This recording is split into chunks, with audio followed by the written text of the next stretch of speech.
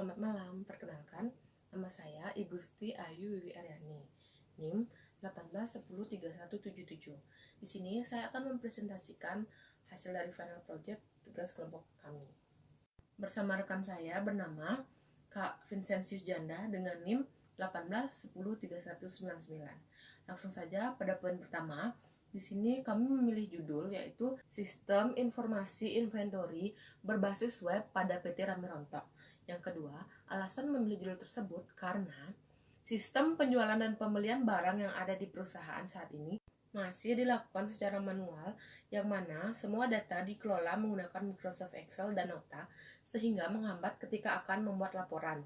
Pada persediaan barang juga masih menggunakan kartu stok barang untuk mengetahui proses masuk dan keluarnya barang dari gudang, sehingga seringkali menimbulkan perselisihan jumlah barang yang ada di gudang dan jumlah barang yang sudah tercatat. Kemudian, saat ini perusahaan belum melakukan pencatatan stok off-name terhadap barang yang rusak atau hilang. Hal tersebut sudah tidak dapat lagi mengakomodasi kebutuhan perusahaan dalam mencari dan menghasilkan informasi yang dibutuhkan yang disebabkan oleh perkembangan perusahaan dengan adanya peningkatan jumlah penjualan barang yang ada. Nah, jadi solusinya untuk masalah di atas yaitu dengan membuatkannya sistem yang bisa membantu karyawan dalam melakukan pencatatan dan penyusunan laporan barang masuk, laporan barang keluar, laporan stok barang, dan laporan retur penjualan menjadi lebih mudah. Sistem informasi yang akan dibuat bisa memudahkan karyawan dalam melakukan pencatatan dan pelaporan, karena tampilan atau user interface sistem informasi disesuaikan dengan keinginan pengguna. Untuk membuat laporan yang dibutuhkan oleh perusahaan, bisa langsung dicetak tanpa harus membuat laporan dengan mencocokkan data satu persatu. Sistem inventory yang akan dibangun berbasis web agar dapat membantu marketing untuk mengetahui jumlah stok barang yang tersisa jika sedang memasarkan barang, dan juga membantu owner untuk mengetahui informasi inventory yang terjadi di perusahaan jika sedang berada di luar kota. Yang poin nomor 3 yaitu kebutuhan sistem atau requirement system. Terdapat 3 kebutuhan dalam membangun sistem ini, yaitu kebutuhan fungsional, kebutuhan non-fungsional, dan kebutuhan pengguna. Yang pertama, kebutuhan fungsionalnya yaitu sistem dapat menginput data user, data master barang, data stock off-name, data customer, data supplier, data barang masuk, data barang keluar, dan data return. Dan yang kedua, sistem dapat melakukan pencarian dan dapat mengubah data. Yang ketiga, sistem dapat melakukan transaksi barang masuk dan barang keluar. Yang keempat, sistem dapat melakukan laporan stok barang, laporan barang masuk, laporan barang keluar, laporan retur barang masuk, dan laporan retur barang keluar. Yang kelima, sistem dapat mencetak nota barang keluar. Yang kedua, yaitu kebutuhan non-fungsional. Di sana terdapat perangkat keras yang mendukung sistem ini adalah prosesor, memori, hard disk, keyboard, mouse, dan monitor. Yang kedua, perangkat lunak, yaitu yang mendukung sistem ini adalah Microsoft Windows 10, Adobe Dreamweaver, SQLite, dan Exam. Nah, yang ketiga yaitu kebutuhan pengguna.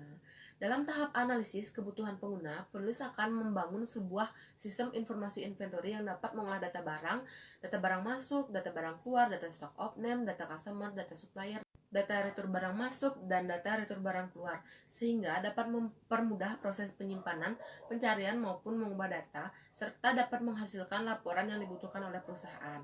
Lalu berikutnya ke event list. Ada event list yang pertama yaitu login, yang kedua mengelola data user, terdapat tambah data user, ubah data user, cari data user. Yang ketiga mengelola data master barang. Yang pertama ada mengelola data barang, terdapat tambah data barang, ubah data barang, dan cari data barang. Lalu yang kedua mengelola kategori barang, terdapat tambah kategori barang dan ubah kategori barang. Lalu yang ketiga mengelola satuan barang, terdapat satuan barang, ubah satuan barang. Lalu yang keempat, mengelola stock off-name. Terdapat tambah stock off-name sama cari data stock off-name. Lalu yang keempat, mengelola data customer. Di sana ada tambah, ubah, cari. Lalu yang kelima, mengelola data barang keluar. Terdapat tambah data barang keluar dan cari data barang keluar. Yang keenam, mengelola data retur barang keluar. Terdapat tambah dan cari data. Yang ketujuh, mengelola data supplier, yaitu tambah, ubah, dan cari data supplier. Yang kedelapan, mengelola data barang masuk, yaitu tambah dan cari data barang masuk. Yang kesembilan, mengelola data retur barang masuk, yaitu tambah dan cari data retur barang masuk. Lalu yang 10, laporan. Terdapat laporan stok barang, laporan barang keluar, laporan barang masuk, laporan retur barang keluar. Selanjutnya konteks diagram oleh rekan saya, Kak Vincent. Terima kasih. Di sini saya akan menjelaskan tentang konteks diagram. Konteks diagram merupakan level tertinggi dari DFD yang bertujuan untuk menggambarkan keseluruhan sistem yang terjadi, baik proses input ke sistem maupun output dari sistem. Pada perancangan yang dibuat, terdapat 5 entitas, yaitu showroom, gudang, purchasing, marketing, dan owner. Di sini terlihat ada 5 entity. Showroom akan login untuk masuk ke sistem dengan tujuan mengelola data seperti mengelola data customer, mengelola data penjualan, mengelola data retur penjualan. Gudang akan login untuk masuk ke sistem dengan tujuan mengelola data barang maupun data stok barang, mengelola data kategori, dan mengelola data mutasi. Marketing akan login untuk masuk ke sistem dengan tujuan melihat persediaan stok barang. Sedangkan owner akan login untuk masuk ke sistem dengan tujuan mengelola data user dan melakukan pengecekan laporan seperti laporan stok barang, laporan penjualan, dan laporan retur penjualan barang. Selanjutnya ada DFD level 0.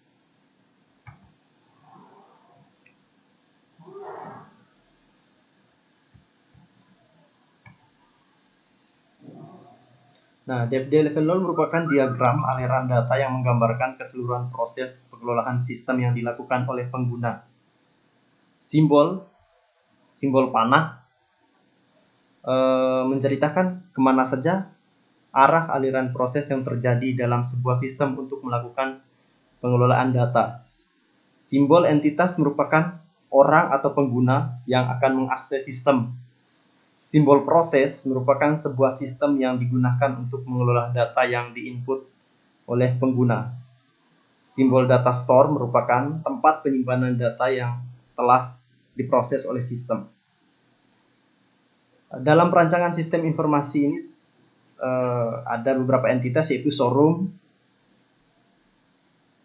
gudang, marketing, dan owner. Terdapat 8 proses, yaitu ada proses login, mengelola data user, mengelola data barang, mengelola data stok barang, mengelola data kategori, mengelola data mutasi, mengelola data customer, mengelola data penjualan, mengelola data retur penjualan barang, dan mengelola laporan. Ada 7 data store, yaitu ada tabel user, tabel barang, tabel kategori, tabel mutasi, tabel customer, tabel retur, dan tabel penjualan. Selanjutnya ada DFD level 1. Nah, di sini DFD level 1 yang pertama ada mengelola data user. Mengelola data user menggambarkan proses yang terjadi pada data user. Dalam mengelola data user terdapat 3 proses.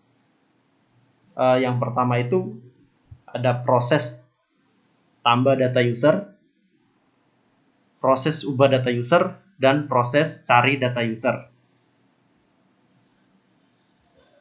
Nah, langkah berikutnya di sini ada mengelola data barang.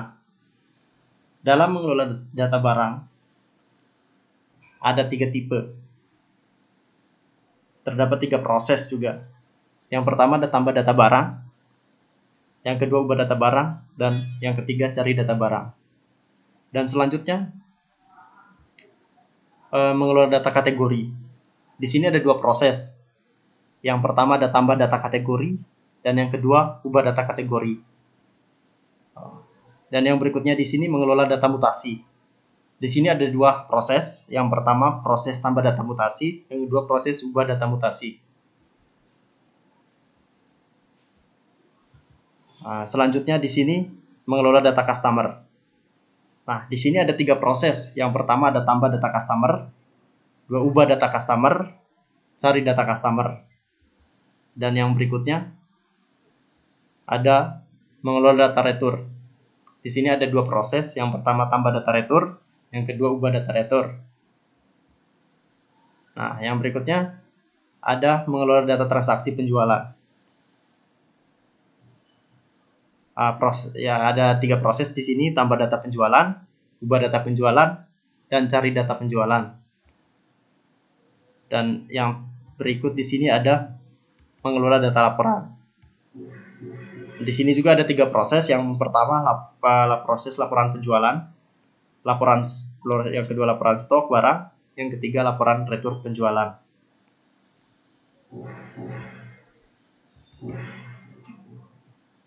Oke, sekian dari presentasi kelompok kita.